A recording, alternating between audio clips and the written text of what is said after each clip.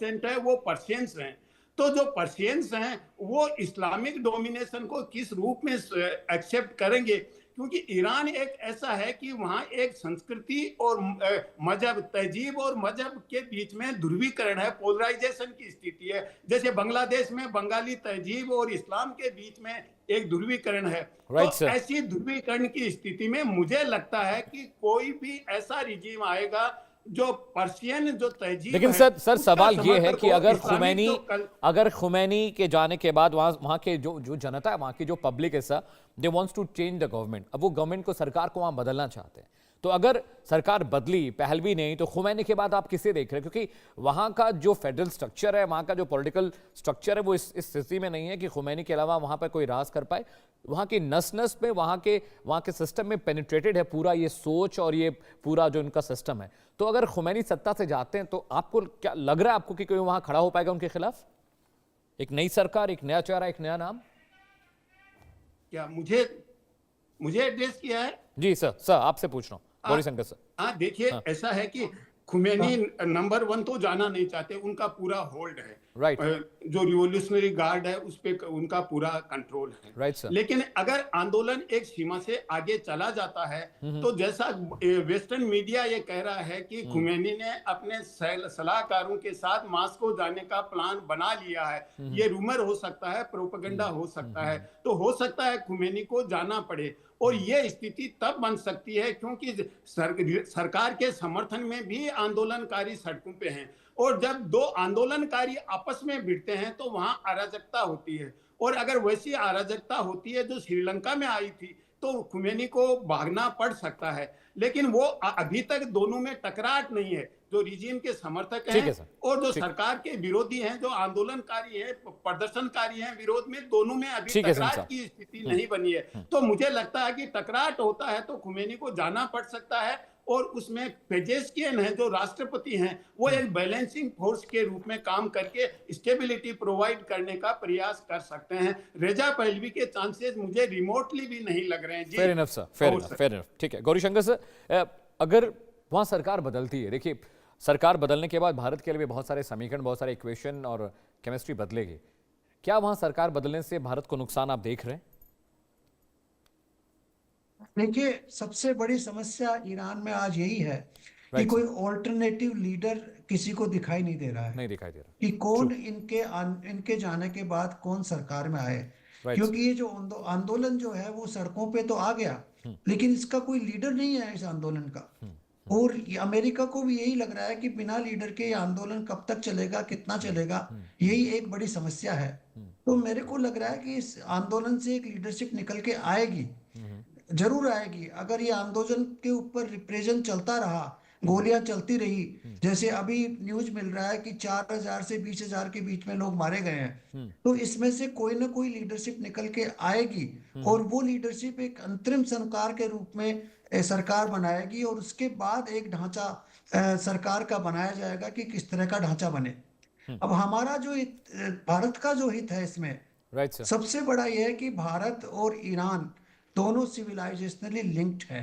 Persian हो चाहे अपनी संस्कृत भाषा हो, उन दोनों के बीच में लिंक है। आप जानते हैं कि जब इंग्लैंड का राज्य होने से पहले हमारी बहुत क्लोज कोऑपरेशन हुआ करता था, तो वो लिंक अभी भी बरकरार है, वो डीएनए में है। और हमारा कोई भी सरकार वहां बनेगी, भारत के साथ वो चाहेगी कि अच्छे रिश्ते बनाए रखें। और ये चाबहार पोर्ट का जो मामला है वो मेरे को लगता है कि निपट जाएगा। जो भी सरकार आएगी वो सब एग्री करेगी कि आप इस पोर्ट का यूज करके आप सेंट्रल एशिया तक एक्सेस करें। तो मेरे को नहीं लगता कि भारत सरकार को कोई इसमें समस्या आएगी। ये एक समय का मामला है, हो सकता है 6 महीने लगे, 8 महीने लगे, 1 साल लगे, लेकिन उसके बाद वापस हमारे संबंध बिल्कुल नॉर्मल हो जाएंगे। और अभी प्रेजेंट सरकार है, इसके साथ भी हमारे संबंध बुरे नहीं है। आप देखें, जयशंकर जी की और उनके विदेश मंत्री की कल ही बात हुई है इसके बारे में। तो ये हम कांटेक्ट में हैं, और हम चाहेंगे कि ये मामला किसी भी तरह से पीसफुल तरीके से निपट जाए, और सरकार का अगर परिवर्तन होता है तो आगे ब्लड बात नहीं हो, इसी में परिवर्तन हो जाए।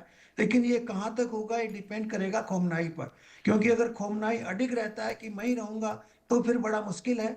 अगर खamenei एग्री हो जाता है कि मैं देश छोड़ता हूँ, तो फिर ये समस्या इजी होगी और उसके बाद कोई ना कोई अंतरिम सरकार का रूप वहां ले लेगा और एक तरह से वापस नई सरकार रिफॉर्म के साथ कम इन रिप्रेशन जो चल रहे हैं उनको कम करते हुए, और फिर हो सकता है कि अमेरिका अपने जो प्रतिबंध है आर्थिक वो उठा ले और उससे आर्थिक स्थिति वहां की सुधरे, तो लोगों का वातावरण जो है वो इस कैंपेन और इस आंदोलन के विरोध में हो राइट जाए सर। और वो भी चाहेंगे कि हम इसको इकोनॉमी को आगे बढ़ाएं।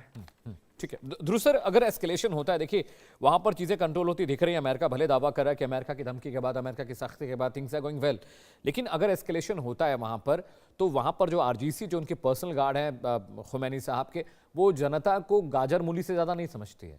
उनके लिए देश सर्वोपरि नहीं है, उनके लिए खुमैनी सर्वोपरि है, सुप्रीम लीडर सर्वोपरि है। वहां की पॉलिटिकल रेजिम ने सरेंडर कर दिया है।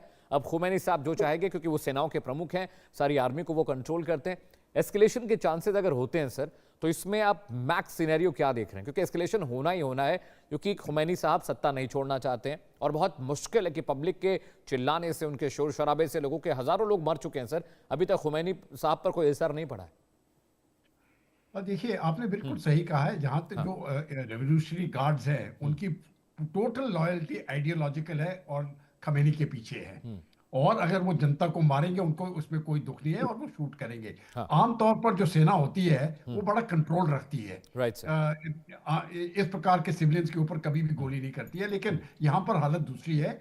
मैं ये फर्क निकालना चाहता हूँ इरानियन आर्मी का और रेवोल्यूशनरी गार्ड्स का। ये दो अलग अलग हिस्से हैं। अभी अगर जो मैक्सिमम सिचुएशन आप अगर उसकी बात कर रहे हैं, तो मुझे लगता है कि मैक्सिमम सिविलाइजेशन जो प्रॉब्लम आ जाएगी वो एक सिविल वॉर की सिचुएशन है। और जो भारत के लिए खतरा है, जिसके लिए हमको वो सोच विचार करने की आवश्यकता है, वो खतरा ये है कि अगर ये सिविल वॉर जो है ये रीजनल लड़ाई बन जाए और उस रीजनल लड़ाई में स्ट्रेट ऑफ हॉर्मुज बंद हो जाए, जो ऑयल है, जैसे कि अरामको के ऊपर हमला हुआ, पहले भी हुआ था, और ये ऑयल का हमला या एकदम से चल जाए, तो oil supplies, energy supplies gulf से रुक जाएंगी। और ये एनर्जी सप्लाईज अगर रुक जाएंगी तो ये भारत के लिए सबसे बड़ा खतरा है। बाकी हम चीजें संभालेंगे, जैसे एम्बेसडर साहब ने कहा, 6 महीने 8 महीने, वो बाकी सब चीजें डिप्लोमेटिकली सुलझ जाएंगी। एनर्जी हमसे नहीं सुलझेगी। तो हमारी यही कोशिश होगी कि एक तो शांति बनी रहे। अगर शांति बनी नहीं रह सकती है तो कम से कम एनर्जी सप्लाईज के ऊपर। लेकिन सर अमेरिका तो बाई हुक और बाई क्रूक वो तो चाहेगा कि वहां के क्रूड पर वो कंट्रोल करे, वहां के इंपोर्ट एक्सपोर्ट को वो कंट्रोल करे, जैसा कि वो वेनेजुएला में कर रहा है। वो तो उसका फोकस तो बस क्रूड ही है, तो उसको क्या फर्क पड़ता है? अमेरिका ठीक है ग्राउंड पे अपनी ट्रूप्स को नहीं उतारेगा, लेकिन और भी बहुत सारे जरिए और बहुत सारे तरीके हैं वहां पर चीजों को कंट्रोल करने के लिए। सर ये मेरे से पूछा है? जी सर, आपसे। देखिए, अमेरिका तो अमेरिका का जो ऑयल वॉर है जो वेनेजुएला के साथ पहले हुआ, वो इसलिए था क्योंकि 80 से 90% वेनेजुएलन ऑयल चाइना को जाता था। और दूसरा, ईरान का भी मेजर जो खरीदार है वो भी चाइना है। तो अगर ये दोनों सप्लाई रूट्स बन जाएंगे तो चाइना के ऊपर बहुत प्रेशर बन जाएगा, और यही अमेरिका चाहता है। एक चाइना अभी कॉम्पिटिटर बन गया है, खास करके रेयर अर्थ वगैरह में, और वो उन चीज़ों को कंट्रोल कर रहा है। तो एक तरफ से ये अमेरिका की तरफ से जो प्रेशर पॉइंट है, ये भारत के ऊपर नहीं है, ज़्यादा करके ये चीन के ऊपर है। लेकिन उसको उस प्रकार से कंट्रोल करना, जो ईरान के ऑयल को कंट्रोल करना, मैं नहीं समझता अमेरिका कर सकता है। वो बात नहीं होने वाली है। तो ये जो मैंने बताया था वो दूसरी बात है कि अगर ये गल्फ वॉर स्पिल हो जाता है, और जैसे शुरू में आपने भी इसका जिक्र किया था कि सऊदी अरेबिया ने कहा कि वो अपने एयर स्पेस नहीं दे रहा है। लेकिन अगर वो हमला हो जाएगा, एयर स्पेस अगर सऊदी नहीं देगा, पाकिस्तान तो पक्का दे रहा है। पाकिस्तान अपनी एयर स्पेस और बेसिस भी देगा उस हमले के लिए। तो अगर ईरान उसके बाद वो हमला करेगा इजराइल के ऊपर और सऊदी अरेबिया के ऊपर। बेशक सऊदी अरेबिया बीच में नहीं आता है, लेकिन लड़ाई में इस प्रकार की चीजें होती है। तो ये जो लोकल रीजनल लड़ाई झड़प हो जाती है, इसमें जो एनर्जी सप्लाईज के ऊपर फर्क पड़ेगा, इसके ऊपर हमारा, ये मैं समझता हूँ कि हमको नुकसान होगा। बाकी चीजें हम संभाल लेंगे। और जैसे कि जो भी बाकी प्रॉब्लम्स होते हैं वो शॉर्ट टर्म प्रॉब्लम्स है, लेकिन ज़्यादा भारत के ऊपर इतना असर मेरे अपने सोच विचार से नहीं होने वाला है। ठीक है sir, point taken. Karod Singh ji, एक चीज़ समझनी ये भी ज़रूरी है, क्योंकि अमेरिका और